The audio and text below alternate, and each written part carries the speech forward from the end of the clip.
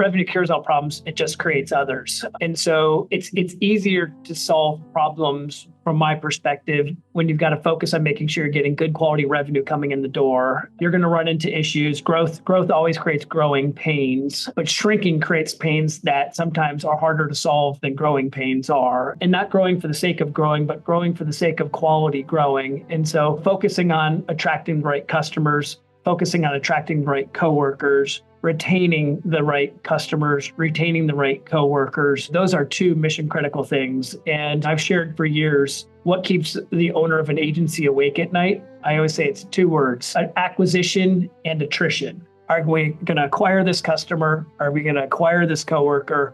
Are we going to lose this client? Are we going to lose this coworker? And so making sure you're onboarding the right mix of quality customers and quality coworkers, and keeping them happy, delighted, keeping the clients delighted and the coworkers delighted and making the clients delighted, and then having the right KPIs in place to make sure you're doing that all profitably. Those help build a great growing agency. There's a million piece parts to that, but you have to have delighted customers, delighted coworkers. And if you can do that real well with the right benchmarks and key performance indicators, you can have delighted shareholders as well.